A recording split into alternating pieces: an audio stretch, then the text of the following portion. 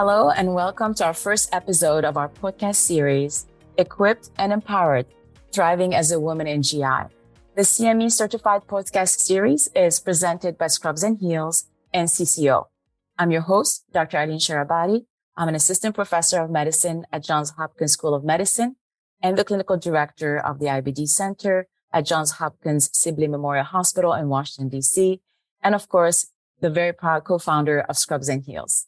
Before we start, and we have an amazing podcast for you, I want to remind you to visit the show notes for this episode to view our disclosures and find other great programs, activities, including a written expert clinical thought commentary and additional episode for our podcast series. In today's episode, we're going to talk about how to find your Friendtors and build your network of mentors, sponsors, and allies. I am very excited to have with me Dr. Marla Dubinsky to talk about this amazing and important topic. Dr. Dubinsky is a professor of pediatrics and medicine at Mount Sinai in New York. She's the chief of division of pediatric GI and nutrition at Mount Sinai Kravis Children's Hospital and the co-director of the Susan and Leonard Feinstein IBD Clinical Center. She's also the director of the Mary and Barry Lipman IBD Preconception and Pregnancy Clinic. She's also an innovator and the co-founder of Trellus Health, providing personalized resilience coaching for people living with IBD. And she has received the Sherman Prize in 2022, recognizing her outstanding achievement in the field of IBD. And of course, we were amazingly and fantastically excited to have her as the co-chair for our inaugural Scrubs and Heels Leadership Summit in 2022. Marla, welcome. Oh, thank you so much. Lovely to be here. Marla, it's always exciting to be in your presence and to talk to you. You are a scientist, a researcher, a clinician, an innovator, a businesswoman, and even more importantly, a mentor and sponsor and an inspiration for so many in the field of GI and IBD. So I have to say, you, as a woman in GI, you show us that it's possible for women in GI to have it all, to do it all. But I am sure that this didn't come easy. Professional success doesn't come without hard work, but also without potentially putting yourself out there and learning lessons along the way. So my first questions to you is, in your career as a woman in GI, what kind of barriers did you experience and how did you address them? Yeah, I want to also note you say, have it all together. At least the perception is such. What happens in the background to get you there, to stand you up and hold you up, that requires a village. But thought what would be most impactful is for me to think back, because I love the fact that you're asking me to go back in time 25 years ago. Insane, but go back 25 years and think about how you were positioned in a place for success. And I think I want to spin it. I want to say that I'm sure there were barriers, but maybe I was oblivious to them because I grew up, I'll be honest, in a very male-dominated family upbringing. My brother was a professional hockey player, so I hung out at hockey arenas and was consistently surrounded by challenges and discipline and athleticism. And I may have taken that mindset that I didn't see what was in front of me as a barrier. I saw it as a sport. And I think that was really the key, is I viewed it as a challenge, not as a barrier.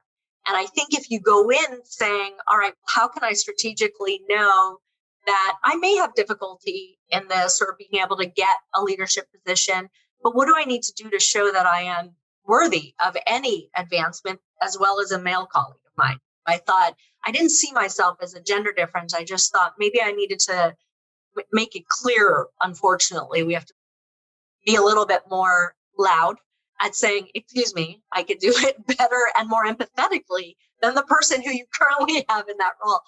So the people who put me where I wanted to be, interestingly enough, and I think I've shared with you before, I didn't have any women mentors at the time.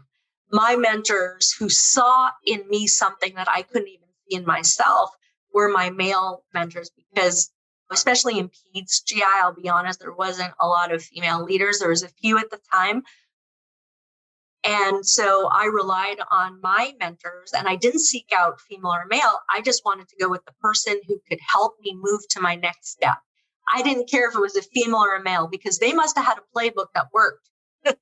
So I always was strategic in saying, I'm going to go where that individual has already leadership and also opportunity would come to them because they are positioned themselves as experts or leaders in the field. And I thought if I could just get a little piece of what's being offered to them and they saw that I could step up to the plate. And so that's the way that I started is I looked for the individual, male or female, who could help me get to my next step. It wasn't manipulative, strategic. And I think if you think about strategy and challenges and how you can operationalize and overcome these challenges, you won't view them as barriers. At least that's the way that I thought about it at the beginning. So maybe it was my competitive nature going, oh, the harder it is, the more I wanted to overcome.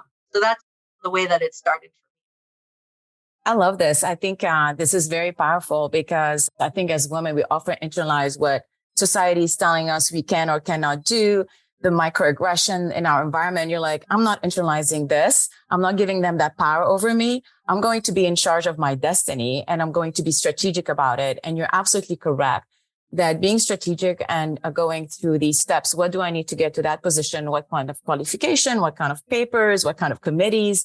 Who is the person I need to talk to is key. And as opposed to relying on the fact that our good work and good nature and our talent are going to be just recognized, passively recognized, it's really putting it out there and allowing others to recognize it, but being proactive about this and putting it for others to recognize and work with. So I love that. So I love how you managed your career. And I think you're way ahead of your time. When you're now mentoring and sponsoring and working with other women in GI, what are the things you're hearing about barriers that we still need to overcome as women in GI? And what is the risk of not actually addressing these barriers and really make it in a way that in maybe 5, 10, 20 years from now, all women in GI are like you, oblivious to the fact there were ever any barriers. So what can we do now to help our women in GI achieve the success that they want in their career, have a happy career, happy life, and have the success that they want to see in their profession? Yeah, there's so many different ways and roads to drive down to get to where your destination is or where you've mapped out. And I view it as, in my opinion, I know where the summit of Everest is. Like I could see that's where I want to go. So I first start with, what do I want to be when I grow up? Do I want to be an academician? Do I want to be a clinical trialist? Do I want to be quality? Do I want to be education? What did I want to do? What really got me up every day? And you put a flag at the top of Everest and then you're like, all right, how many base camps do I need to get to? Be comfortable in that base camp. How long do I need at that base camp to prove that I am on the right journey? And be open to the fact that that may not be where you end up. And one of the things I've learned the most is what I thought, this goes back to where I thought I was going to be an adolescent pediatrician in Montreal, living where my parents were, having a large family and just being an adolescent medicine pediatrician. That didn't, as you know, that does not even work close to what I am doing.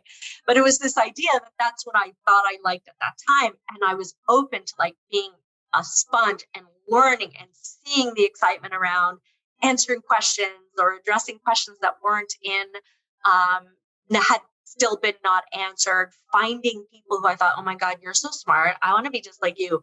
I'm moving beyond adolescent medicine. I'm going to be GI or I'm going to be liver. Like I found that the more open I was to change, the more opportunity also came. So recognizing that I may have put where I wanted to be and then worked backwards and said, oh no, that isn't a base camp that I was comfortable or I was good at, or I was no longer interested. I wanted to even do something different. So I think one of the things is being open and not so fixed on where you think you need to be because people have told you that, oh, you'd be a great adolescent pediatrician. You love teens. You were a camp counselor. Think about all the crazy about like where my head was about why I was going to be an adolescent medicine specialist. And then I did a month elective at Sick Kids in adolescent medicine. And I was like, okay, this is definitely not going to make me a happy camper and get up every morning.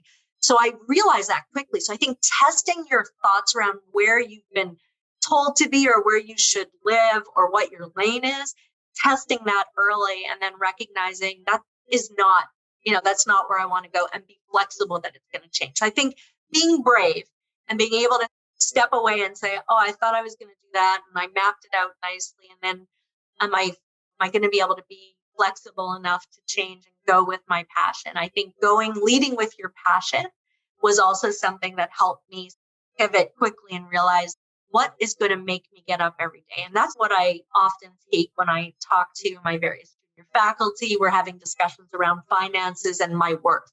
All right, let's go back in time and prove to me, not just because you woke up, that you are worthy of this title, of this paper being first author, or this financial value. I said, let's prove that you are worth that value, whatever way. And again, it's not a monetary thing. Just, did you earn that title? Did you just wake up and think you earned it? Let me see the work. So I've been someone who it's all about your output.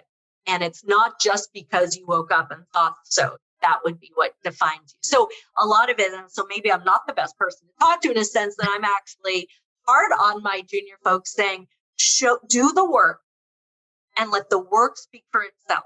You don't need to manipulate it. You don't need to have a different perception.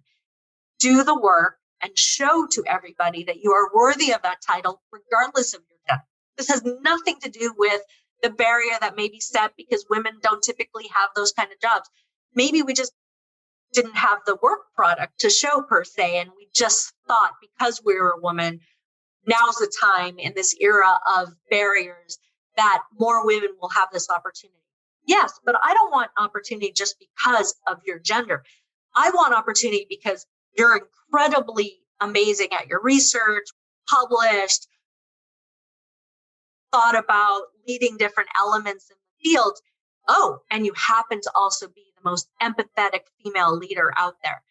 That wants to be, to me, an afterthought because I still believe that your work and your commitment and your output speaks for itself. I don't know if that sort of makes sense of what I'm saying, but I'm so disciplined in that. Again, that's like the mindset is I need to show myself that I am worthy of moving or determining my value because I have something to show. I am an asset, not just because of my gender, but because of what I brought to the field. That's been the sort of words of wisdom that I have these sermons with my amazing young faculty. By the way, women or men, same message. This is great. And I think the key message here is that you want to show as a woman in GI that you deserve a seat at the table, not out of insecurity and imposter phenomenon and all these negative thoughts that come to us that we need to prove ourselves. You need to prove yourself as a physician, as a scientist, as a clinician, as an educator, as an advocate, whatever make you passionate. You need to show this. So that's absolutely fair. But it needs to come from the right place, from the place of I have assets, I have quality, I have talent, I have valuable work, and I'm going to show it and have a seat at the table like that, as opposed to living in that insecurity that I have to prove myself and that prove yourself coming from the wrong place. It has to come from a place of strength and recognizing our value and the value of our work. And I love the fact that you talked about how it's important to follow your heart and your passion, but also to be brave enough to pivot along the way. It's good to have a focus to understand who you are, but who we are and what we want can change throughout our journey, our career. We are not the same now that we were 20 years ago or 10 years ago, or even 5 years ago. And our wants and desires and experience that we want to bring forward change throughout life. As important as it is to have a focus, sometimes it's even more brave to let go of a focus and pivot when there's an opportunity that presents itself that is aligned to your value and to your passion, but just you maybe didn't think about before. So Marla, I want to shift gear, and you talked a lot initially about the importance of going to the right person, the right mentor, the right sponsor. So tell us more about that process. What is a mentor? What is a sponsor? What is the difference? But I really want to focus, how do you choose a mentor? And how can this mentor become a sponsor? How many mentors do you need in your life to be successful? And mainly, how do you build an effective and productive mentorship relationship? It's not enough to go and say, hey, I want you to help me. We know that mentorship and the networking in general is not a one-way street, right? It's just building this mutual alliance and relationship that's beneficial for everybody's professional and personal growth. So how do you establish this kind of relationship? Great question. It's funny, when I'd say the first thing I give advice to folks is, before you find the right mentor, make sure you are the perfect mentee.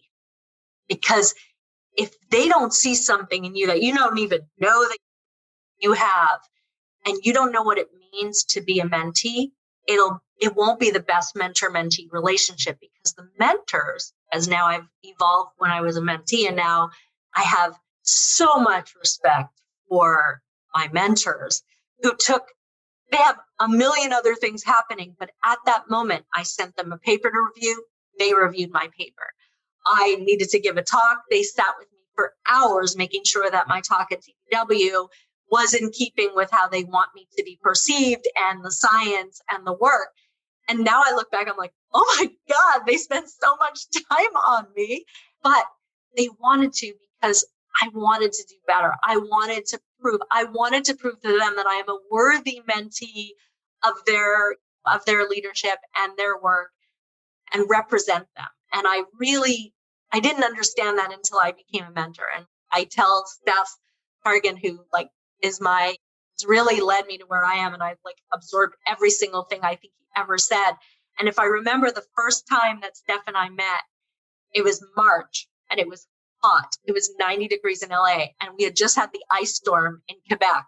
So if you don't think the contrast of me, even if Steph was the most horrific human and there was nothing that I liked about what was happening at Cedars, the weather alone was getting me to Los Angeles. So the news is that Steph and the weather were incredible. So the combination, but he said to me, and now I know Steph never takes 2 to 3 hours to meet with anyone who has time for that. But we talked for hours, and he said, I like you. You have that fire in the belly, and I will never forget that. And that is what I look for as well in my mentees, is that I want to make sure they have that fire in their belly. And so I've taken so much from Steph about what it means to be a mentor and what I need to, and the type of person that I do best mentoring, because I don't want to be frustrated. Neither mentee or mentor want to be frustrated at the fact that we're both not getting out of the relation. It's like any relationship. There's equity here, right? It's got to be equilibrium.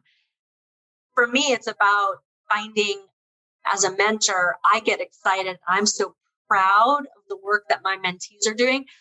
I sit there like I'm a proud parent in the audience when they present their work at the meetings or when they send me their papers. It's like having a child. It is seriously like the success of your son being a piano teacher. The fact that they have gone through this process of growth is the most amazing feeling to me. And I've never realized how much joy Steph and late Ernie Seidman probably got out of seeing me progress. And now I know why Steph will say, I'm so proud of my mentees, or Maria and Scott. When you look at the legacy, for me, it's about building a legacy. So that's the mentor and mentee, and that's really career, but I'm always offering life advice when I can. So it always, whether they ask for it or not, I'm chiming in on some life choices that may have happened, both my male and my female mentees, by the way. Not gender, it's gender neutral in that regard. Sponsorship, perfect example. So Ernie Seidman, he was asked to give a talk at the FOX Symposium, which is an international sort of put on by the FOX Pharma, and it was Europe, and it was a thing. And Ernie couldn't go. And it was about serologies. It was about the work that I was doing. But of course, all the opportunities come to the mentors. That's just how it goes. And he said, I can't come to Bologna, right? That was a tough place for me to go. Bologna, Italy, to have pasta and meet this international committee. I was a fellow, and he said, I can't come. Marla's going to come and present our research. That started my career. The idea that I was in front as a fellow, an internationally renowned crew of IBD leaders, and Ernie trusted me and sponsored me to be speaking at that meeting. And that is different than a mentor. And I do that all the time. If someone says, I want you to come talk, I'll use ultrasound as an example. All I did was buy the machine and make sure that it comes to the US. I don't touch an ultrasound machine. As an example, I'm happy to speak about it, but it's not my area of expertise. I can see the ileum, but I can't find it. So you can decide what makes. Of course, I'm like, Mike Dollinger is like, can talk about ultrasound and is somewhat evangelical about it. That's not me. Being able to move your mentees who you know are at a point that should be in front of the camera and not in the back of the camera is another example of both sponsorship and mentorship. So I'm differentiating where sponsorship does come in, which is where I'm saying, this is not something I should be doing, but Aline is an expert in this. She should be speaking about this. I'm happy to be part of something if you have a panel or something, but that's not my area of expertise. I don't need to be everywhere. I don't need to be on a paper. I don't need to be on a call. I'm just here to support and sponsor you when it makes sense that someone else should be doing that presentation or being the first author. I'll be happy to be co-first author if you need my name recognition, but that is it. So that's an example of sponsorship and mentorship that are a little bit different. Does that sort of help differentiate them a little bit, at least in my playbook? Absolutely. I heard this at one point and really summarized nicely what you were saying. A mentor is somebody that help you find your career path and guide you. And a sponsor is somebody who's opening those doors for you. And I think a mentor can be a sponsor and yes. vice versa. I think as we're moving forward into kind of career advancement, etc., I think for most people, the mentorship and the sponsorship is becoming more of a combined relationship. I think it's very hard to mentor someone, see the value of their work, guide them, and not want to open those doors for them, right? And you're not going to open doors for anyone if you don't see the value in them. So I think this is an interesting relationship that's evolving.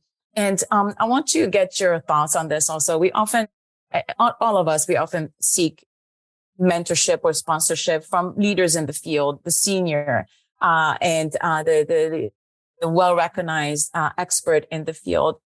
And I think that's great value. Like you said, really have somebody with that experience who build already a reputation, help you with your paper, your presentation, etc. It's absolutely key.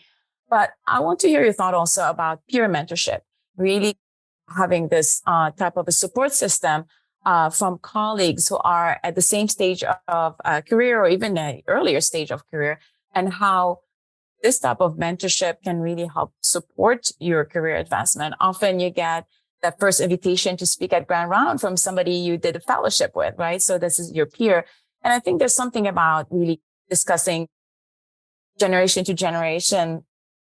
What are the current barriers? What are current challenges? What are the current dreams and desires and plans? And learn from each other that way.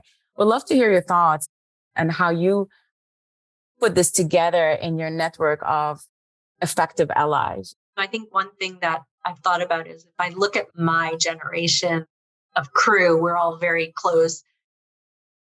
And what I love about it is we all do something different and support each other, and together, I think as a unit, move the field forward in the way that we want to move the field forward. And every generation has done that, where they find their crew, right? Like, oh, Marla's like too old, you know, or it's like she's in the old guard. I remember it was Steph and Steve Hanauer and Dan Present. I remember being like a young junior faculty going, how can I be part of that group? Like, you right. know, I want to be part of the cool kids.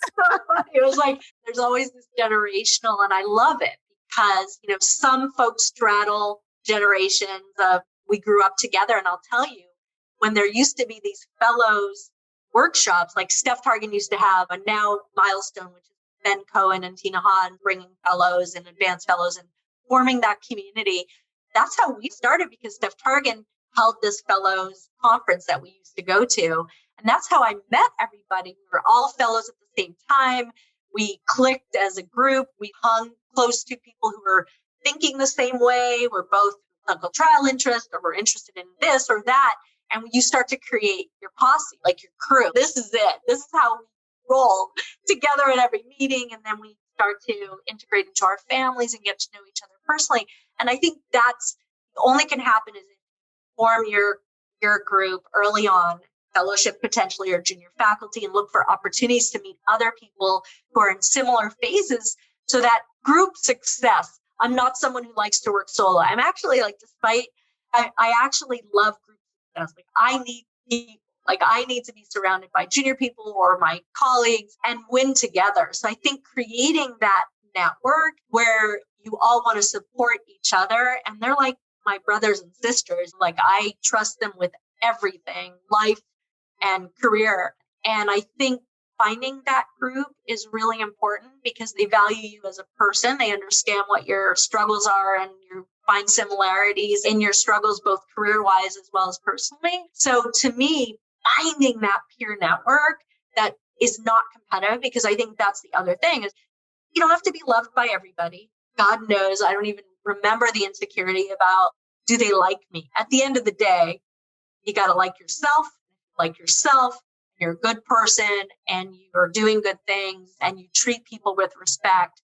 You're not going to click with everybody and not everyone's going to be your BFF. So I think you learn that along the way that, that was not quite the best peer relationship and you're going to move on. It's just like any friendship, any relationship, nothing personal, moving on. Nothing personal, I'm moving on. I'm finding my crew. And I think that's been a really joyous part of my career is people that support me and I support them both professionally and personally. So I very much feel that we all need our team and we grow up together like family and experience similar ups and downs together, successes, failures, pivot in the field. The field is going in this direction. I love that part of actually, that's been the favorite part of the last 25 years is finding my family.